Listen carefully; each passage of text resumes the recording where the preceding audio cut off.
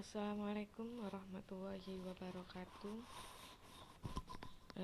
Baik, ketemu lagi kita di meeting ketiga ya. Meeting ketiga dengan materi yang kedua. Oke, materi kita hari ini adalah tentang faktor-faktor perkembangan. Terutama membahas tentang faktor-faktor perkembangan peserta didik ya. Oh ya, teman-teman. Kemarin ada beberapa pertanyaan di meeting selanjutnya yang di YouTube saya itu. Saya sengaja bilang tidak menjawab karena pada pada meeting kemarin itu ada beberapa pertanyaan yang mengarah atau masuk pada bagian materi yang saat ini. Jadi nanti akan saya singgung di sini karena memang kemarin bukan masuk ranah dari materi itu ya.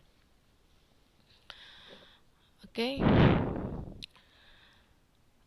Faktor-faktor perkembangan secara garis besar yang mempengaruhi atau secara garis besar faktor-faktor yang mempengaruhi perkembangan. Mohon maaf ya. Ini perkembangan. Jadi faktor-faktor yang mempengaruhi perkembangan secara garis besar itu ada dua, apa saja? Yang pertama faktor hereditas dan yang kedua adalah faktor lingkungan. Nah, untuk faktor hereditas ini bisa dikatakan sebagai faktor internal. Kalau di meeting kemarin kan menggunakan istilah faktor internal dan eksternal. Nah, untuk faktor internal ini adalah faktor hereditas atau bahasa Indonesianya lebih dikenal dengan faktor keturunan. Kalau di meeting kemarin menggunakan istilah bakat atau minat ya, karena itu dari dalam.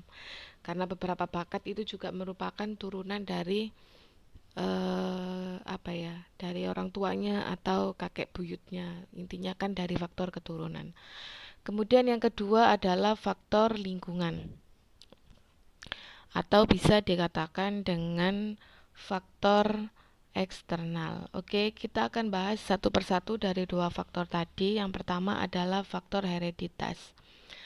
Nah, faktor hereditas ini merupakan keseluruhan karakteristik individu yang diwariskan orang tua pada anaknya, atau bisa juga diartikan sebagai segala potensi baik itu fisik maupun psikis yang dimiliki individu sejak masa konsepsi, yakni masa dibuahinya sel telur oleh sperma, sebagai pewarisan dari pihak orang tua melalui gen-gen.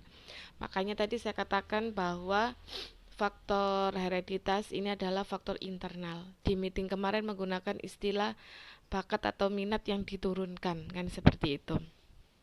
Tapi intinya sama.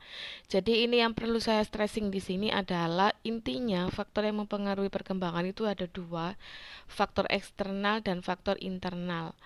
Apa faktor eksternalnya lingkungan, faktor internalnya itu adalah hereditas. Ada juga bahasa lain yang biasanya digunakan dalam lebih ke ilmu-ilmu psikologinya ya. Apa itu faktor nurtur dan faktor natur. Nah, untuk faktor nurtur itu seperti hereditas, faktor internal seperti itu. Ada juga faktor natur atau faktor eksternal yakni lingkungan ya. Jadi kalau kalian nanti baca referensi lain ada istilah natur dan nurtur itu. Pada dasarnya semuanya muaranya sama ke eksternal dan internal, hereditas dan lingkungan. Oke, tadi dikatakan bahwa hereditas merupakan keseluruhan karakteristik individu yang diwariskan ortu pada anaknya, atau bisa juga diartikan segala potensi yang dimiliki individu sejak masa konsepsi. Nah, di sini diketahui atau saya akan jelaskan.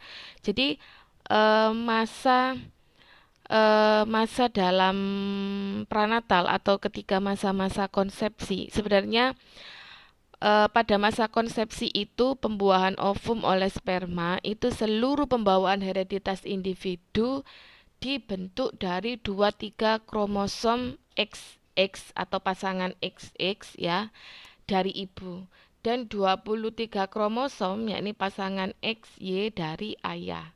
Berarti kan ada 46 kromosom. Nah, dalam 46 kromosom ini terdapat beribu-ribu gen yang mengandung sifat-sifat fisik dan psikis individu atau yang menentukan potensi-potensi hereditasnya. Makanya kan kemarin pertemuan kemarin faktor internal menggunakan istilah potensi kan gitu karena potensi itu merupakan pewarisan dari orang tuanya melalui gen-gen ketika masa konsepsi.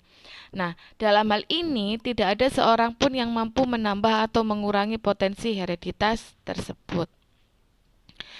Nah, kemudian pada masa dalam kandungan dipandang sebagai periode yang kritis dalam perkembangan kepribadian individu. Kenapa bisa demikian? Karena tidak hanya sebagai saat pembentukan pola-pola kepribadian, tetapi juga sebagai masa pembentukan kemampuan-kemampuan yang menentukan jenis penyesuaian individu terhadap kehidupan setelah kelahiran atau setelah dilahirkan atau masa pranatal bahasa kerennya ya.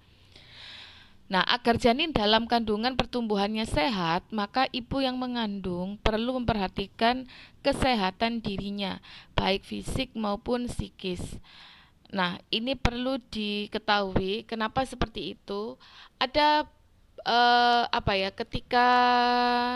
ketika masa pertumbuhan dan perkembangan janin dalam rahim itu tergantung dari asupan atau perilaku dari ibunya. Maksudnya gini, jika ingin janinnya itu hidup sehat, pertumbuhannya sempurna dan perkembangannya juga sempurna, maka ibu ketika mengandung harus memperhatikan asupan yang dimakan. Artinya harus memenuhi standar gizi yang seharusnya. Kenapa demikian? Karena pada saat ibu mengandung ya, pembentukan neuron dan lain sebagainya itu kan tergantung dari asupan yang dimakan atau bagaimana orang tua tadi atau ibu menjaga kesehatan. Sedikit saya singgung, ada beberapa hal ini mengarah pada beberapa masalah. Kalau kalian pernah baca, kenapa sih rata-rata, ya mohon maaf ya, orang tua yang kehidupan secara ekonomi atau finansialnya kurang bagus, itu biasanya cenderung sering bermasalah janinnya. Misalnya ada yang sampai nggak punya tempurung, ada yang sampai nggak punya lubang anus, atau ada penyakit-penyakit lain selain ini karena hereditas ya. Tetapi ini bisa jadi karena pola asupan gizi yang kurang dari orang tua gitu. Sehingga pertumbuhan dan perkembangan janin dalam kandungan ini mengalami pertumbuhan dan perkembangan yang kurang sempurna seperti itu. Makanya orang hamil harus betul-betul menjaga kesehatan dan menjaga asupan gizi yang dimakan. Selanjutnya, nah pengaruh gen terhadap kepribadian sebenarnya tidak secara langsung gitu. Karena yang dipengaruhi gen secara langsung itu ada tiga ya, ada tiga. Jadi pengaruh gen terhadap kepribadian sebenarnya tidak secara langsung karena yang dipengaruhi gen secara langsung itu hanya pada tiga hal ini. Apa saja? Yang pertama sistem syaraf, yang kedua keseimbangan biokimia tubuh, dan yang ketiga struktur tubuh. Nah, ini yang dipengaruhi oleh gen secara langsung. Nah, sehingga tadi kualitas sistem saraf ini makanya tadi saya bilang tergantung dari standar gizi atau asupan nutrisi yang dikonsumsi oleh ibu pada saat hamil.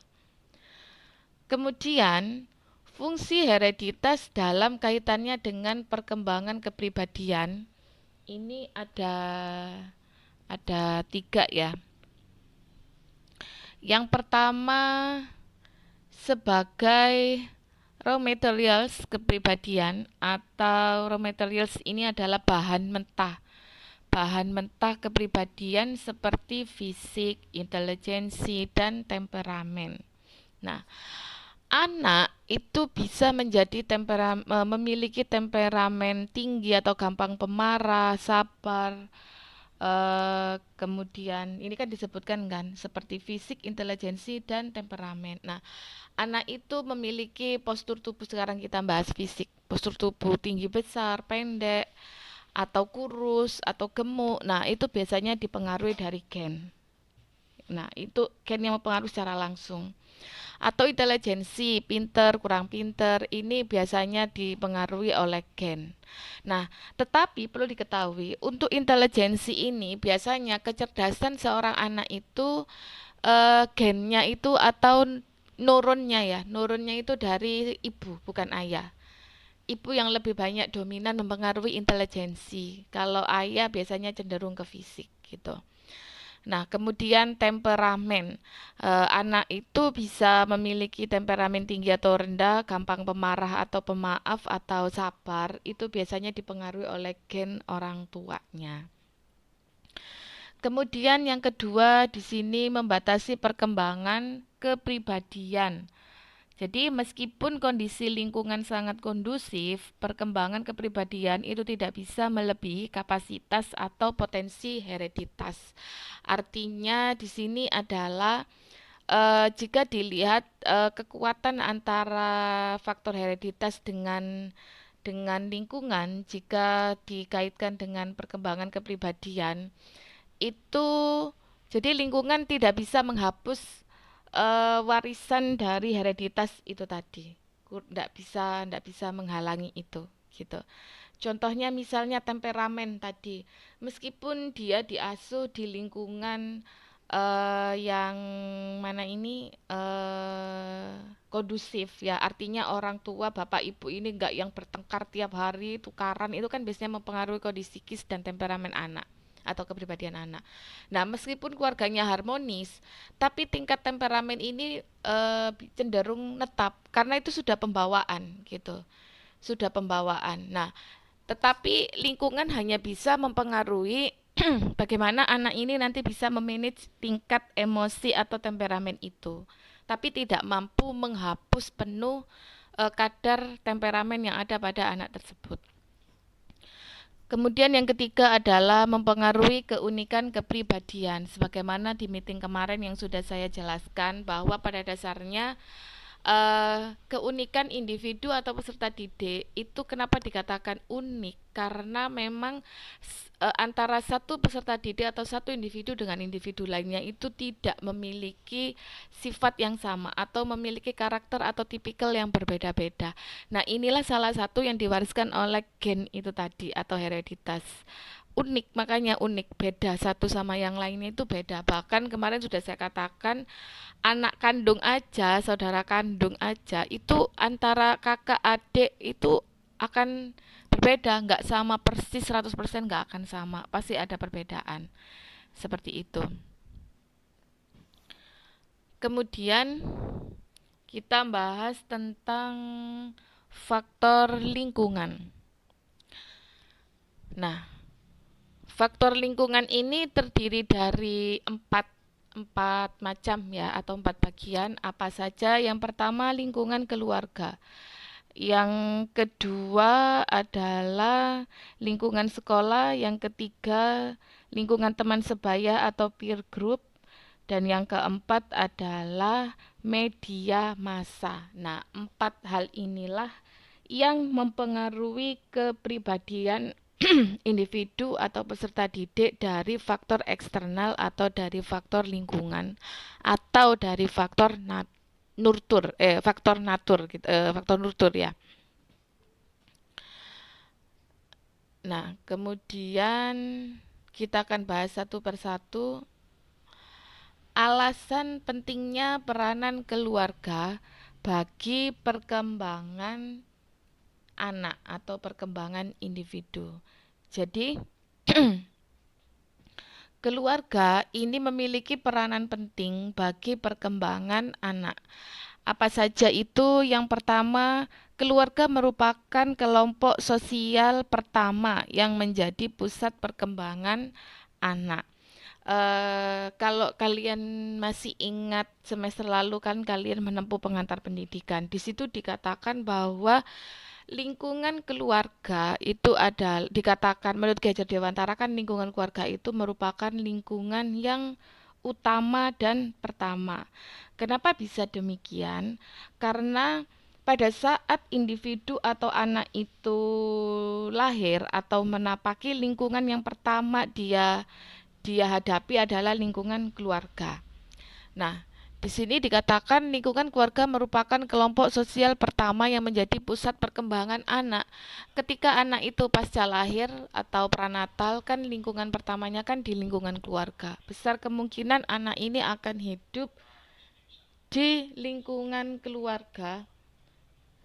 Di lingkungan keluarga itu mulai usia 0 sampai pada usia sekitaran 5 tahun. Kenapa? Karena kan di usia 5 tahun anak itu sudah sekolah ya.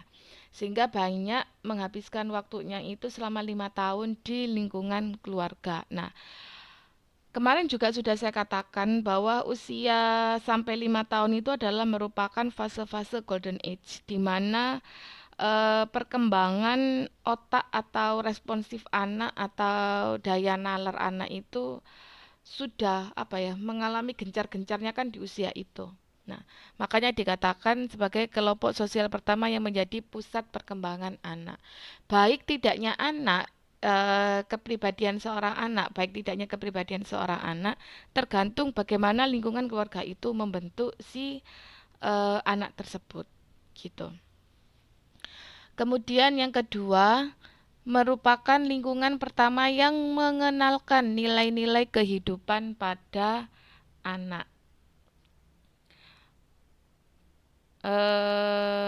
Bisa dikatakan di sini, misalkan dalam setiap keluarga itu akan memiliki apa ya pewarisan nilai-nilai atau em, apa ya istilahnya ya nilai-nilai itu nilai-nilai yang ditanamkan dari keluarga tersebut.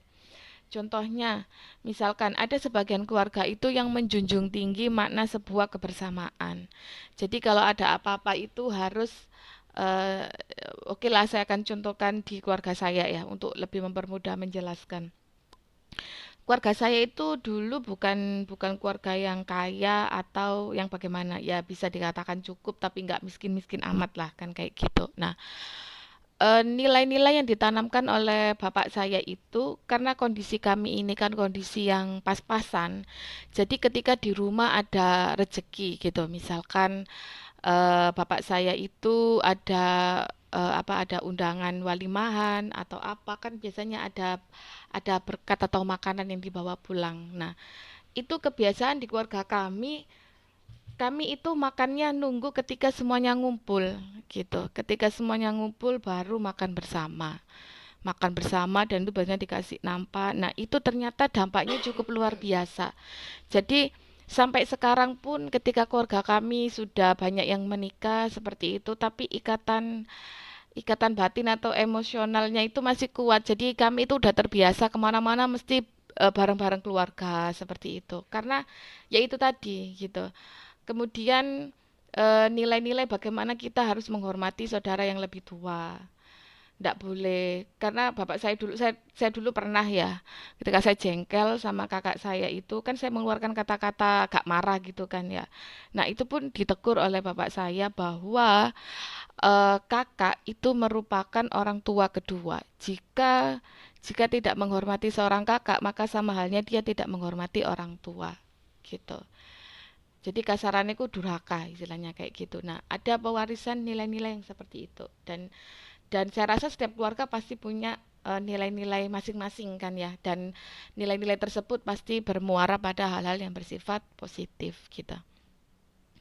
Kemudian yang ketiga, orang tua dan anggota keluarga lainnya merupakan significant people bagi kepribadian anak, bagi kepribadian anak. Nah, di sini kita bisa tahu bahwa yang namanya orang tua dan anggota keluarga lainnya itu seperti yang saya jelaskan tadi, eh, anak itu akan terbentuk kepribadiannya tergantung dari pola asuh bagaimana orang tua dan anggota keluarga lainnya di lingkungan keluarga tersebut.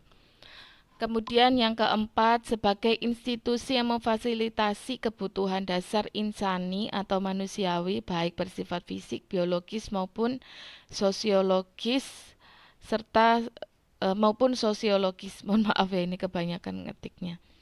Kemudian yang keempat, anak banyak menghabiskan waktu di lingkungan keluarga.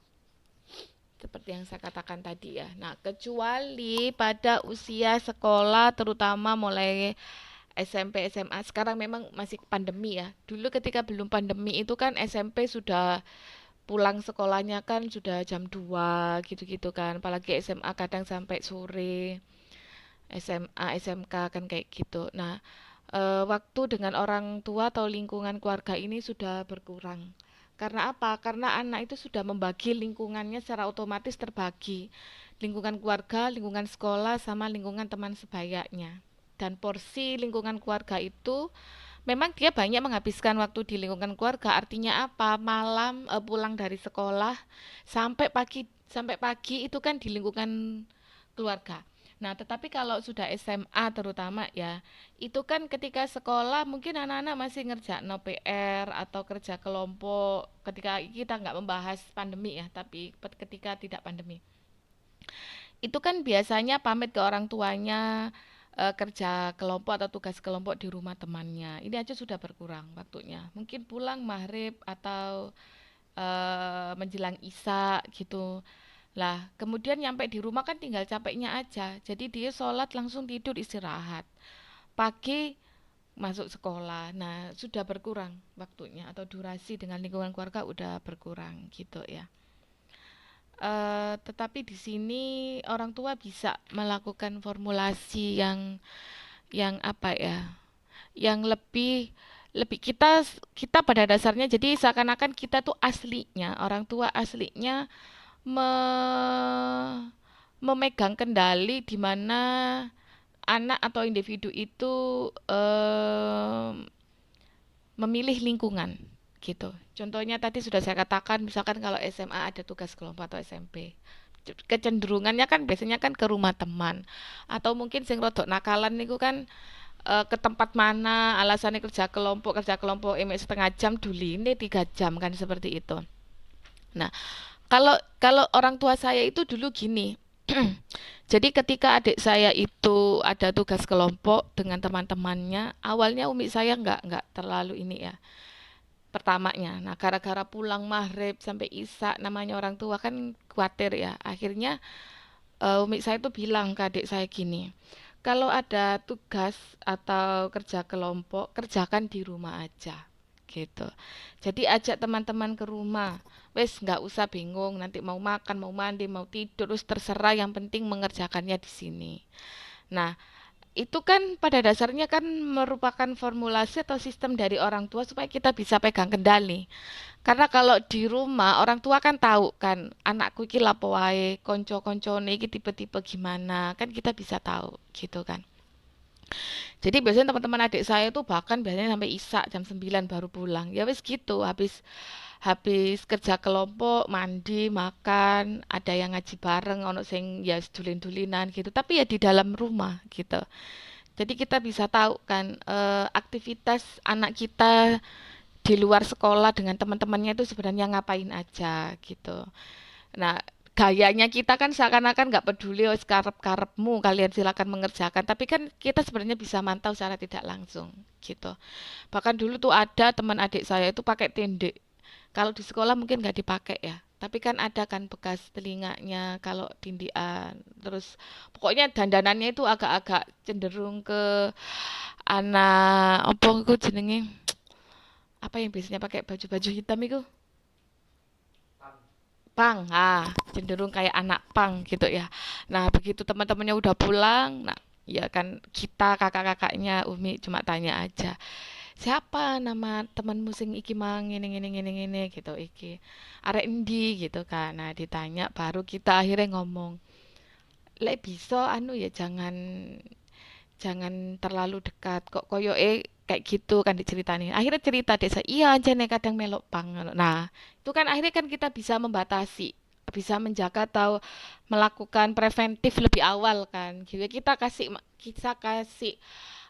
gambaran ke adik kita itu tadi bagaimana kan kita harus hati-hati pilih teman. Kadang kadang meskipun kita niat ya memang kita nggak boleh pilih-pilih teman itu nggak boleh, tapi dalam artian selama teman itu memiliki lingkungan yang kurang bagus ya kita harus bisa menjaga, boleh berteman tapi jangan terlalu dekat banget, khawatirnya kan katut kayak gitu. Nah kebetulan adik saya bisa menerima itu. Oke, selanjutnya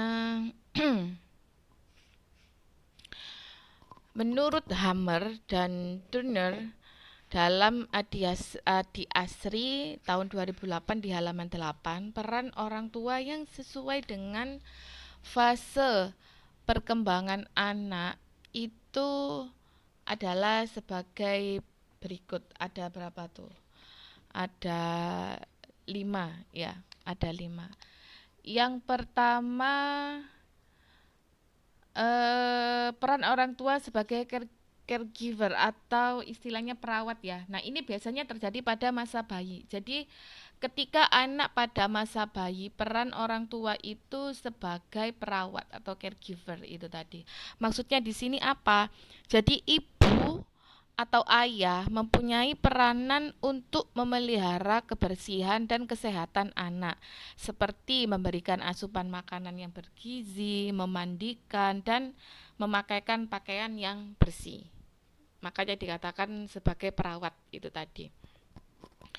Kemudian yang kedua sebagai protektor, artinya orang tua sebagai pelindung. Jadi, pada saat anak sudah mulai merangkak dan berjalan, orang tua perlu memberikan perhatian ekstra untuk menjaga atau melindungi anaknya. Kenapa? Karena pada saat itu, apalagi anak yang sudah mulai ini ya, merangkak atau berjalan itu kan membahayakan kan gitu.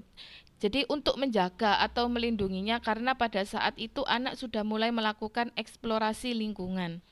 Jadi anak sudah dapat bergerak dari satu tempat ke tempat yang lain di dalam satu halaman rumah atau di tempat yang lain, pokoknya dalam rumah itu kan biasanya kayak gitu, dan mencoba untuk memanipulasi, artinya di sini meraba, menarik, mendorong atau mengotak-atik benda-benda sehingga apabila orang tua kurang memperhatikannya ada kemungkinan anak mengalami kecelakaan seperti luka, terpeleset atau jatuh.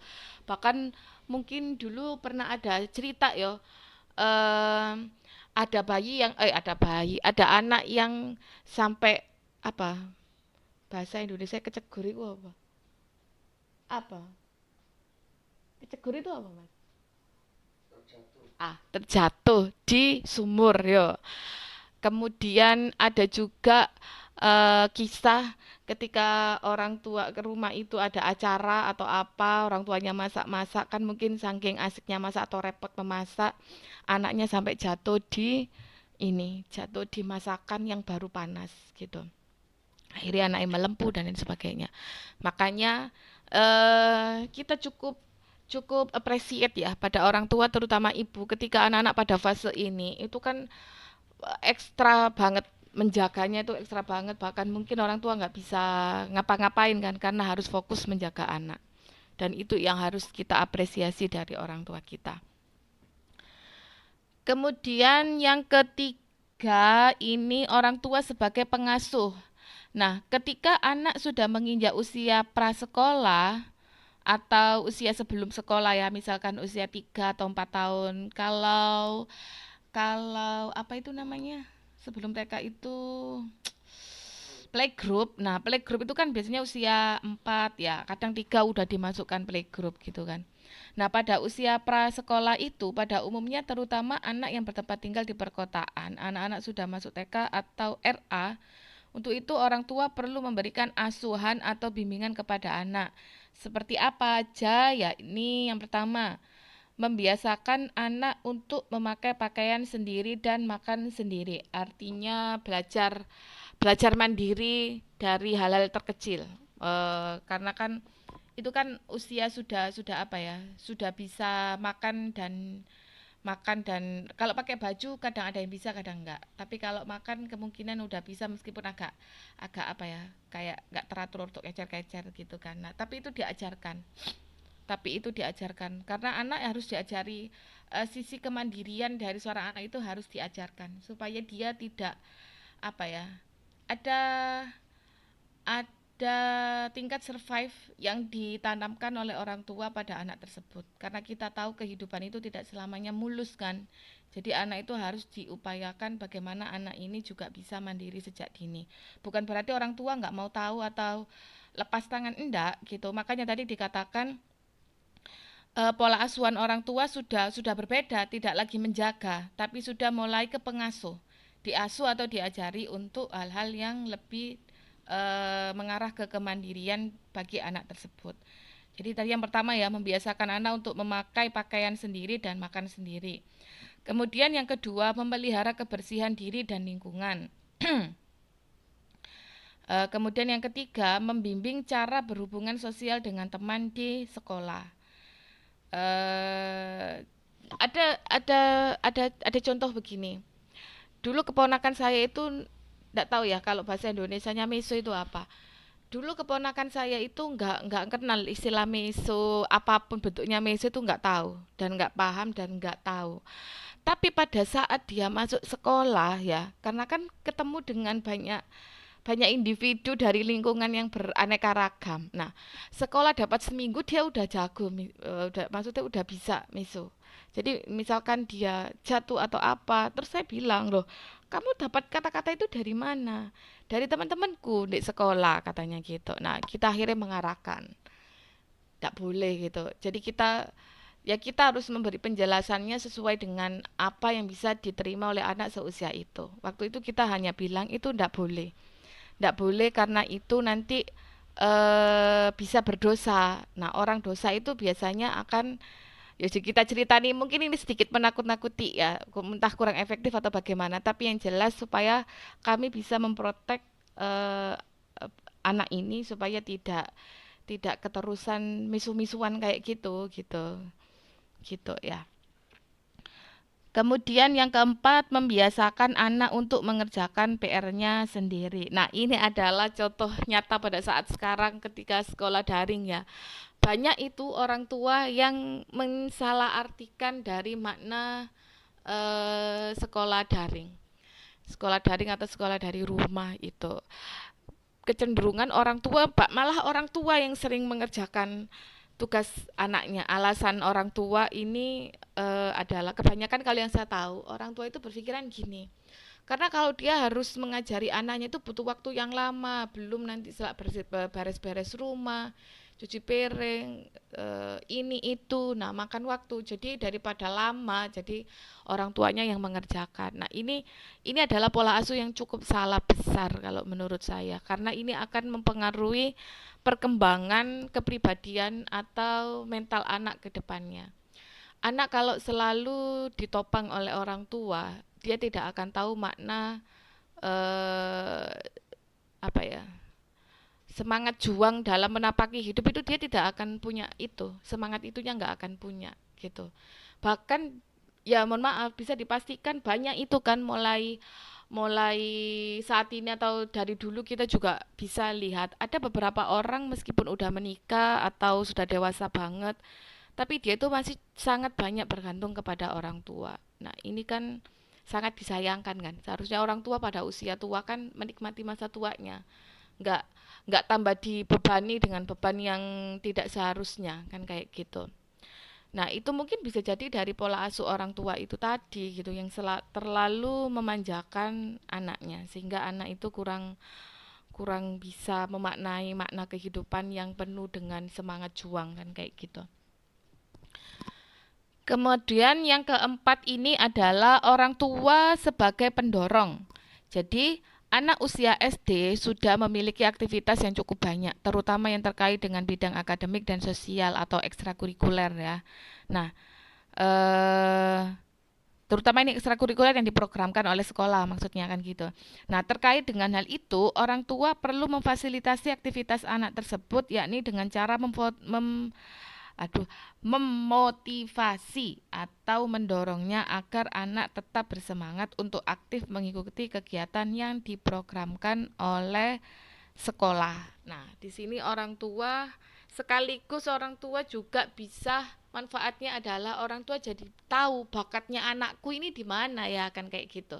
Biasanya ekstrakurikuler di sekolah itu kan banyak macam-macam, mulai dari yang mengarah ke kesenian, ke akademik. Nah, itu kalau misalnya ikutkan aja anaknya semuanya itu didorong aja untuk ikut. Nah, pada saat ketika diikutkan anaknya nggak punya passion, oh berarti bukan di sini bakatnya anakku kan gitu. Diarahkan ke yang lain sehingga orang tua ini manfaatnya bagi orang tua bisa tahu passion atau bakat dari anak ini di mana sehingga nanti orang tua tinggal memfasilitasi atau mengarahkan lebih jauh lagi sesuai dengan passion dan minat anak tersebut. Kemudian yang kelima ini adalah konselor ya. Jadi orang tua sebagai konselor, istilah konselor di sini bukan dimaksud sebagai konselor profesional yang memberikan layanan bimbingan dan konseling di sekolah. Tetapi bagaimana orang tua menerapkan sikap dan perlakuan kepada anak layaknya seperti konselor yang berfungsi sebagai fasilitator dan motivator bagi anak dalam mencapai perkembangannya. Nah, ini yang kemarin, kalau nggak salah ini ada pertanyaan yang kemarin ini ya. Jadi gini, ada saatnya atau meeting kemarin saya sudah sedikit nyinggung ya. Ada saatnya orang tua itu bersikap eh sebagai pelindung, jadi dia protektif banget pada anak. Jadi istilahnya pola asuh anak itu di apa ya? Diikat, dilepas, ditarik, dilepas itu ya istilahnya ya.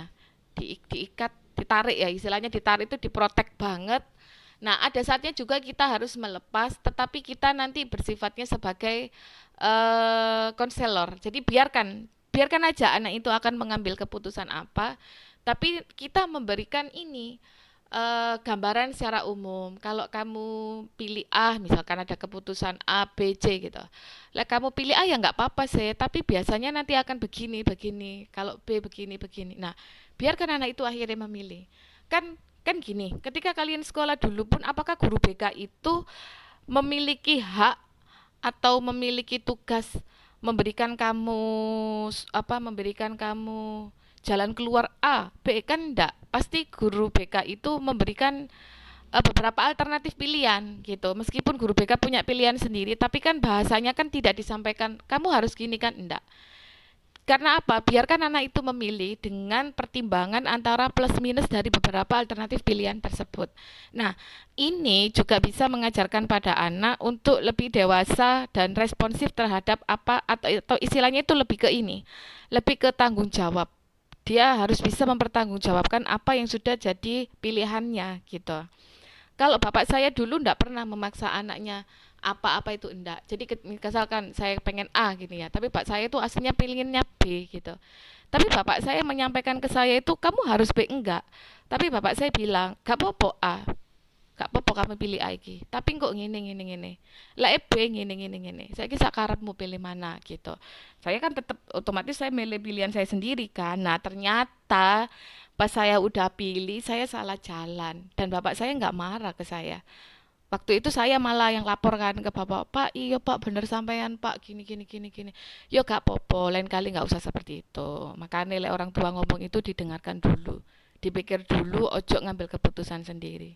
Gitu. Nah, jadi kan apa ya? Anak itu kan juga nggak merasa kayak ditekan banget oleh orang tua kan nggak. Pada dasarnya kan orang tua mengikat kita, tapi secara ya itu tadi loh. Konselor kan biasanya kayak gitu kan. Jadi apa ya, ngasih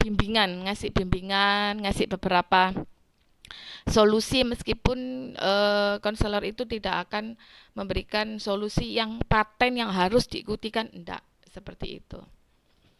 Jadi kan kita sama orang tua juga nggak canggung, orang tua sama anak pun juga nggak canggung. Komunikasi dengan orang tua antar anak dan orang tua kan bisa terjalin di situ. Jadi udah kayak apa ya? Saya pun kalau menganggap orang tua saya bukan bapak lagi, ya teman kan kayak gitu. Kayak teman kalau apa-apa. Jadi kalau sedih mesti ke bapak daripada ke Umi gitu. Karena ya itu tadi gitu. Pola asuh bapak saya kayak gitu. Kemudian keberfungsian keluarga. Nah, kita bahas tentang keberfungsian keluarga. Yang pertama, jadi gini, tadi kan diketahui bahwa keluarga itu memiliki fungsi ya, fungsi orang tua kan kayak gitu. Nah, sekarang di lingkungan keluarga itu ada fungsi dari keluarga itu. Jadi keberfungsian keluarga yang pertama, minimnya perselisihan antara orang tua dan antar orang tua pada anak. Jadi gini, di keluarga itu kalau bisa, kan tadi dikatakan bahwa lingkungan keluarga mempengaruhi perkembangan. Nah, keberfungsian keluarga dalam perkembangan anak ini bisa melalui pola-pola yang pertama, kalau bisa, sebisa mungkin di lingkungan keluarga itu perselisihan antara ayah dan ibu itu minim atau antara orang tua dengan anak itu minim. Karena itu bisa berpengaruh pada lingkungan kondusif atau tidaknya di lingkungan keluarga itu berawal dari situ. Kemudian yang kedua, ada kesempatan untuk menyatakan keinginan. Tadi sudah saya jelaskan ya dan sudah saya contohkan tadi. Kemudian penuh kasih sayang. Yang keempat, menerapkan disiplin yang tidak keras. Menerapkan disiplin yang tidak keras.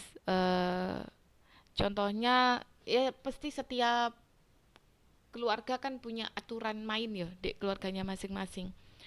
Kalau di keluarga saya itu harus meletakkan sesuatu pada tempatnya gitu. Jika tidak pada tempatnya itu bakal marah besar itu orang tua saya gitu. Jadi tapi kan kita ketika dewasa tahu kan ya apa sih maksud kenapa orang tua dulu tuh kan mungkin bagi anak sepele ya bagi kita kita yang jadi anak-anak dulu itu ya atasnya delek delek apa ini sandal khusus untuk mau ke sholat kan biasanya ada sandal khusus ya misalkan rumahnya itu ndak suci semuanya gitu. Nah, sandal yang digunakan untuk masuk ke tempat sholat itu harus diletakkan misalkan di tempat sebelah ini. Nah, kalau kita meletakkan sembarangan, itu bapak saya itu bisa marah sehari full itu gitu. Pokoknya kalau menurut saya itu hal-hal yang sepele ya. Tapi kan kita akhirnya secara nggak langsung kan membentuk kedisiplinan di situ. Jadi segala sesuatu itu harus berada pada tempatnya kayak gitu. Karena kalau enggak, waduh, kita pasti akan dimarahi besar itu gitu. Kemudian memberikan peluang untuk bersikap mandiri dalam berpikir, merasa, dan berperilaku. Nah, ini memberikan peluang untuk bersikap dan mandiri dalam berpikir. Seperti yang saya contohkan tadi, ini adalah sangkut pautnya dengan ketika orang tua bersikap menjadi atau berperan sebagai konselor. Kemudian yang selanjutnya, mutual respect antara anggota dan keluarga. Jadi saling saling apa ya? Saling respect aja antar ayah dan ibu, orang tua dengan anak, anak dengan anak, kan kayak gitu, anak dengan orang tua. Jadi kalau sudah seperti itu, nggak usah diomong, kus respect dewe gitu loh. Kayak ada bahasa, ada sinyal-sinyal telepati gitu. Itu kayaknya udah otomatis kalau memang udah lingkungan seperti itu. Kemudian musyawarah keluarga dalam memecahkan masalah. Nah, ini perlu terkadang kan jadi kecuali kalau masalah ini ya, masalah orang tua yang cukup berat gitu. Nah, misalkan ayah itu kan pembohong yang paling hebat ya. Bapak ayah itu adalah pembohong ulung dalam artian gini. Peran orang tua lelaki itu kan sebenarnya kan susah banget ya. Maksudnya gini, mereka itu beliau-beliau itu kan bertugas mencari nafkah, kerjanya nggak semua ayah atau orang tua kita kan memiliki nasib yang enak ya. Maksudnya ada yang kerja kerja ada yang kerja kuli, ada yang kerja beca atau apa pokoknya kerja susah-susah dari pagi sampai ini. Itu kan banyak apa ya, belum lagi nanti pendapatannya kalau kurang. Nah, orang tua terutama bapak itu kayaknya nggak ambil pusing kan ya. Kayaknya nggak ambil pusing Nah, tapi kan nggak cerita juga ke anak, nggak punya duit, enggak. Biasa aja, santai aja, tapi pikirannya ki muter terus kan kayak gitu. Begitu juga dengan ibu. Nah, jadi kalau biasanya untuk masalah-masalah yang seperti itu tidak akan dimusyawarahkan oleh orang tua, gitu. Cukup antar orang tua yang tahu, gitu. Anak kalau bisa nggak usah dilibatkan masalah itu. Itu yang saya tahu di lingkungan keluarga saya dulu ya. Nah, tapi kalau ada masalah-masalah keluarga yang sekiranya itu butuh dikomunikasikan, misalkan eh saya mau lanjut sekolah, ya, misalkan saya mau lanjut studi. Nah, kan saya nggak bisa memutuskan sendiri. Selama ada orang tua, ada keluarga kan kita harus musyawarah dulu gitu. Mengemukakan keinginan kita mau lanjut, pastikan orang tua keluarga akan tanya apa alasannya lanjut, apakah biayanya ada, apakah nah ini kan akan dimusyawarahkan bersama, nggak diputuskan sendiri. Maksudnya masalah-masalah yang memang bisa dimusyawarahkan dengan keluarga. Memang tidak semua masalah bisa dimusyawarahkan, terutama orang tua ya. Itu kecenderungannya kan kalau bisa anak itu ya mikir tapi jangan sampai ikut-ikutan mikir hal yang berat di masalah keluarga kayak gitu. Biasanya ya masalah-masalah anak sih yang dimusyawarahkan itu. Bukan kayak masalah kebutuhan yang sangat susah dipenuhi. Biasanya anak-anak nggak dilibatkan di situ gitu. Kemudian menjalin kebersamaan antar anggota keluarga. Orang tua memiliki emosi yang stabil, jangan temperamen, jangan suka marah-marah karena ini nanti akan mempengaruhi kondisi psikis anak atau mental anak ya. Anak juga akan terpengaruh mudah marah juga nantinya karena dia akan hidup di lingkungan yang seperti itu. Kemudian bercukupan dalam bidang ekonomi. Nah, ini yang seperti saya katakan tadi karena kalau kalian amati banyak kasus kasus yang terjadi di Indonesia itu muaranya adalah di ekonomi. Sampai kasus bunuh diri pun itu biasanya di kasus ekonomi. Perceraian orang tua kasus ekonomi. Kekerasan orang apa KDRT ekonomi. Kekerasan orang tua pada anak ekonomi. Memang bukan bukan ekonomi aja banyak hal tapi ekonomiku mesti bawa itulah gitu. Nah, makanya di sini kalau bisa orang keluarga itu tingkat perekonomiannya cukup berkecukupan. Dalam artian berkecukupan di sini tidak harus uang yang banyak itu enggak. Nah, ini nanti bagaimana lingkungan keluarga itu membentuk pola sistem ekonomi keluarga yang sekiranya itu bisa tetap survive meskipun tidak harus kaya raya ya gitu. Nah, ada hal yang bisa dipahamkan oleh orang tua, misalkan makanya penting banget tadi yang namanya mutual respect, kemudian menjalin kebersamaan. Nah, bagi lingkungan keluarga yang cukup sederhana atau bahkan sangat sederhana, mungkin orang tua bisa ngasih arahan atau pengarahan atau bagaimanalah cara menyampaikan atau membentuk lingkungan bahwa untuk makan sehari-hari itu nggak harus makan daging yang mewah-mewah seperti itu enggak gitu. Ada makna-makna atau nilai-nilai kebersamaan yang harus dimunculkan di situ. Meskipun makan ikan seadanya, tapi kalau diupayakan makan bersama dan lain sebagainya, nah itu kan akan berbeda rasanya gitu. Jadi itu tadi gitu. Karena kita tahu kalau kita tidak bisa menjudge dalam artian loh Bu, apakah berarti di sini kalau sudah keluarga ekonomi harus mapan ini? Ya memang iya, tetapi kembali lagi rezeki orang itu kan beda-beda. Ada yang banyak, ada yang sedikit.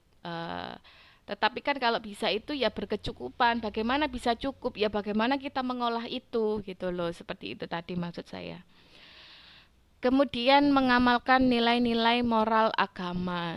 Di sini sangat penting karena saya rasa setiap orang yang beragama itu akan memiliki nilai-nilai yang bisa membawa dia ke arah yang lebih baik seperti itu. Jadi penting bagi keluarga menanamkan nilai-nilai keagamaan.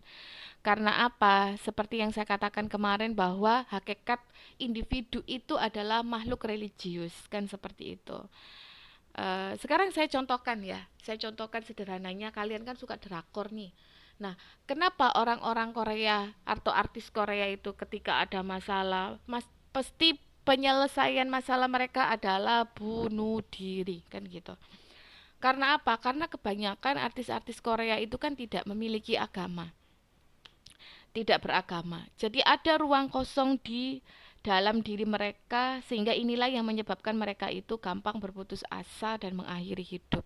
Karena dia tidak ada nilai-nilai keagamaan yang ada pada dirinya itu tadi. Ada kekosongan yang membuat dia menjadi confused dan tidak stabil. Kemudian sekarang kita membahas, tadi kan membahas keberfungsian keluarga, sekarang kita membahas keluarga yang disfungsional atau keluarga yang yang tidak memiliki fungsi seharusnya gitu loh. Apa aja? Pertama, kematian salah satu atau kedua orang tua. Nah, ini akan memiliki pengaruh pada perkembangan anak. Pada perkembangan anak. Sangat berbeda pertumbuhan dan perkembangan anak yang memiliki orang tua lengkap dengan tidak lengkap, berbeda. Tetapi yaitu tadi tergantung masing-masing orang tua dalam menghandle anaknya atau mengasuh anaknya. Banyak juga single parent yang mampu mengantarkan anaknya itu menjadi orang yang hebat dan sukses melebihi orang yang tidak single parents gitu. Kedua, ortu divorce atau bercerai karena ini akan menyebabkan broken home, dan saya tidak akan jelaskan, saya rasa kalian udah paham itu ya. Kemudian yang ketiga itu adalah hubungan kedua orang tua kurang baik atau poor marriage. Kemudian yang selanjutnya hubungan orang tua dengan anak tidak baik. Kemudian suasana rumah tangga yang tegang dan tanpa kehangatan. Kemudian orang tua sibuk dan jarang berada di rumah. Ini yang biasa menyebabkan anak terjerumus ke hal-hal yang tidak diinginkan selain divorce tadi ya. Kemudian orang tua salah satu atau kedua orang tua memiliki personality or personological disorder. Artinya di sini adalah salah satu atau kedua orang tua mempunyai kelainan kepribadian atau gangguan kejiwaan. Ini yang disfungsional keluarga, itu nanti menyebabkan disfungsional keluarga. Oke. Sekarang kita lihat pola hubungan orang tua dan anak atau sikap orang tua sikap atau perlakuan orang tua terhadap anak. Nah, ini dampak parenting atau dampak parenting style atau gaya mendidiknya orang tua terhadap perilaku anak. Ada 3 macam parenting style. Yang pertama adalah authoritarian, di mana di sini sikap atau perlakuan orang tua itu biasanya sikap acceptance rendah namun kontrolnya tinggi. Kemudian suka menghukum secara fisik, bersikap mengkomando, bersikap kaku atau keras, cenderung emosional dan bersikap menolak. Nah, ini kecenderungannya biasanya anak hasil pola asuhan yang autotarian ini biasanya seperti ini, yakni mudah tersinggung, penakut, pemurung, mudah terpengaruh, mudah stres, tidak mempunyai arah masa depan yang jelas dan tidak bersahabat. Kemudian yang kedua, permisif di sini. Jadi kalau permisif, sikap acceptance-nya ini tinggi namun kontrolnya rendah. Kemudian sikap orang tua tadi juga memberikan kebebasan kepada anak untuk menyatakan keinginannya. Nah, hasil hasil hasil pola asuh orang tua yang permisif itu biasanya anak akan bersikap impulsif dan agresif, suka memberontak, kurang memiliki rasa percaya diri dan pengendalian diri, suka mendominasi, tidak jelas arah hidupnya dan prestasinya rendah. Sementara yang ketiga adalah autoritatif. Biasanya perilaku orang tuanya itu sikap acceptance dan kontrolnya sama-sama tinggi, bersikap responsif terhadap kebutuhan anak, mendorong anak untuk menyatakan pendapat atau pertanyaan, memberikan penjelasan tentang perbuatan yang baik dan yang buruk. Nah, hasil dari perilaku pola asuh yang auto Autoritatif ini adalah anak akan bersikap bersahabat, memiliki rasa percaya diri, self control, bersikap sopan, mau bekerja sama, memiliki rasa ingin tahu yang tinggi, mempunyai arah tujuan yang jelas serta berorientasi terhadap prestasi. Nah, ini nanti semoga bisa bermanfaat jika kalian jadi orang tua nanti. Inilah parenting style, bagaimana kalian bisa mewujudkan generasi atau anak eh, yang gemilang, istilahnya itu seperti apa. Silakan membaca atau memahami parenting style ini, diingat-ingat. Nah, kemudian menurut Harlock, sekolah ini sorry, faktor lingkungan sekolah. Yang kedua, faktor lingkungan sekolah. Nah, menurut Harlock, bahwa sekolah merupakan faktor penentu bagi perkembangan kepribadian anak, baik dalam cara berpikir, bersikap, maupun berperilaku. Nah, artinya di sini bahwa lingkungan sekolah itu memiliki pengaruh terhadap kepribadian anak. Makanya sekolah termasuk faktor yang menentukan perkembangan kepribadian anak atau individu tadi ya.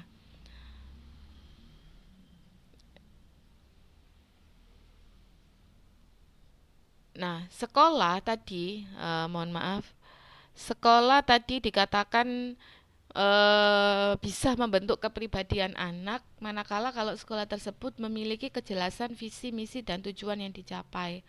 Kemudian pengelolaan atau manajerial yang profesional, para personil sekolah memiliki komitmen yang tinggi terhadap visi dan misi serta tujuan sekolah. Oh ya, saya ingat.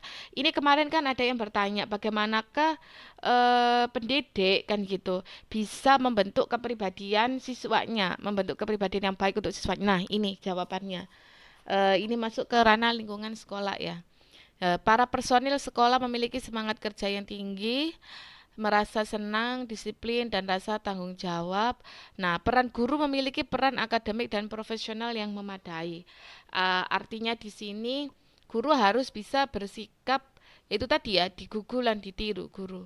Ing ngarsa sing tulodo, ing madya mangun karso, tutpuri handayani, inilah sehingga mampu membentuk eh, pola pola atau kepribadian anak itu tadi. Ada sebagian siswa itu akan memiliki sosok guru idola. Entah karena sabarnya, entah karena guru ini pinter banget. Nah, biasanya siswa kalau sudah memiliki sosok guru idola, ada sebagian karakter yang akan dia tiru. Seperti itu.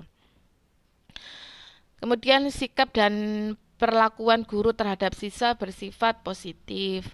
Para guru menampilkan peranannya sebagai guru dalam cara-cara yang selaras dengan harapan siswa, begitu juga sebaliknya, siswa memiliki peranan yang selaras dengan harapan guru gitu. Kemudian tersedianya sarana dan prasarana yang memadai sehingga ini juga bisa mempengaruhi kepribadian perkembangan dalam artian mungkin potensi. Jadi sekolah akan menyediakan sarana dan prasarana yang memadai, entahkah di bidang seni, misalkan di bidang olahraga, misalkan ada lapangan basket, kolam renang, dan yang lainnya. Nah, ini peran pendidik juga kan masuk di sini. Kemudian suasana hubungan sosio-emosional antara pimpinan sekolah, guru-guru, siswa, petugas administrasi, dan orang tua siswa berlangsung secara harmonis. Para personil sekolah merasa nyaman dalam kerja karena terpenuhi kesejahteraan hidupnya. Nah, ini untuk penjelasan tentang lingkungan sekolah. Oke, kita akan berlanjut ke lingkungan teman sebaya atau peer group tadi. Nah, jadi lingkungan teman sebaya di sini memiliki beberapa peran ya. Yang pertama, lingkungan teman sebaya ini sebagai lingkungan sosial bagi anak. Kedua, memiliki pengaruh positif dan negatif bagi anak. Yang ketiga, pembentukan kelompok remaja. Nah, biasanya pembentukan kelompok remaja ini ada yang bisa membawa ke arah kebaikan dan juga ke hal negatif kayak geng motor itu kan sekumpulan remaja-remaja yang kurang bener kan kayak gitu. Nah, makanya ini kita perlu bahas tentang bagaimana sih lingkungan kelompok teman sebaya.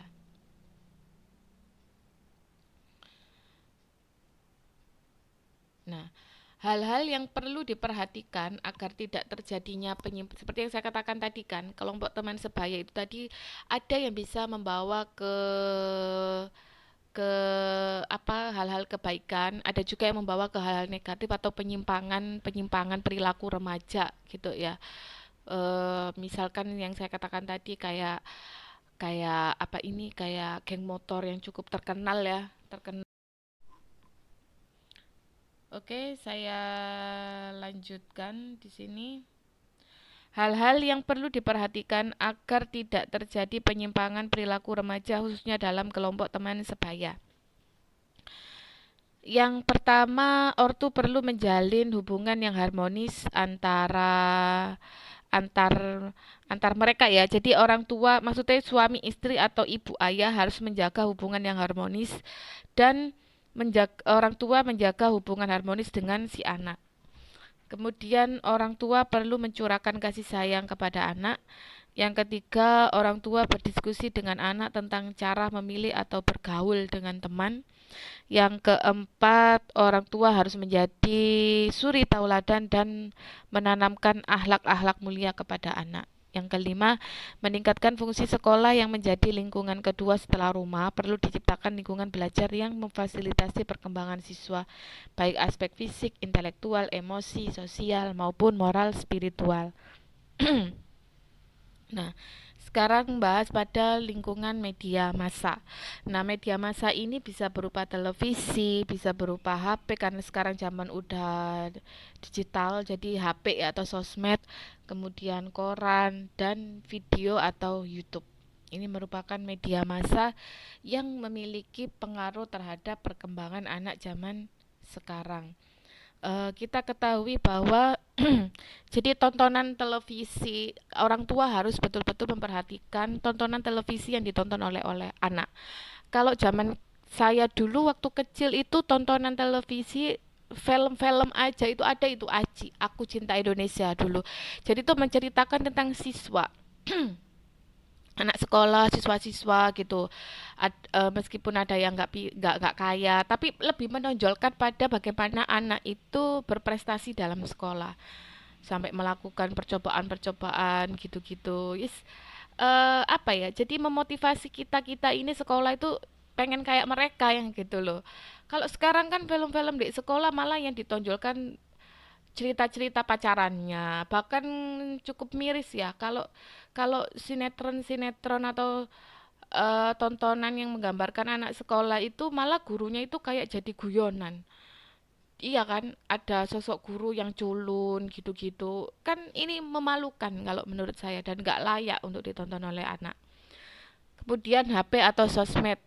Sekarang itu anak-anak itu sudah familiar banget dengan yang namanya HP atau sosmed ini juga ya. Anak-anak bocah-bocah SD kelas 1 aja udah bisa TikTokan dan lain sebagainya kayak gitu-gitu kan. Nah, ini kita perlu mewaspadai. Kita perlu mewaspadai banyak juga dari sosmed ini yang membawa pada hal-hal yang tidak baik. Bahkan sampai penculikan, perkenalan melalui sosmed, kemudian dengan senang hati menerima ajakan tiba-tiba nggak kembali, tiba-tiba terjadi kekerasan seksual kayak gitu-gitu kan. Nah, ini perlu untuk difilter atau diawasi oleh orang tua. Kemudian yang ketiga, koran. Koran ini memang merupakan media massa cetak, tapi untuk saat ini tidak terlalu banyak memiliki pengaruh. Karena sekarang zamannya sudah digital ya, lebih ke yaitu tadi sosmed. Nah, YouTube ini juga banyak mempengaruhi pada anak saat ini gitu. Makanya orang tua kalau memang megang anaknya itu dipegangin HP, kalau bisa pakai YouTube anak-anak aja. Kan ada itu YouTube anak-anak, jangan pakai itu. Karena apa? Kadang biasanya di YouTube itu kan ada iklan-iklan yang agak gimana kan kayak gitu. Nah, inilah untuk media massa ini, media massa cukup banyak berperan di sini. Saya kudu guyu ya atau gimana geli aja ngelihatnya. Mungkin kalian juga udah tahu di Facebook itu ya. Ada anak pakai seragam SD, meng-screenshot chatnya pakai mama, istilah mama dan papa, udah kayak orang gede aja pacarannya kan kayak gitu ya. Cerita yang putus sampai nangis-nangis. Gimana? Apa ya? Nggak belum saatnya mereka. Jadi mereka saat ini itu karena pengaruh media massa berupa sosmed itu tadi ya, perkembangan anak itu dewasa sebelum waktunya gitu. Dan banyak hal, memang tidak semua sosmed itu akan membawa dampak negatif.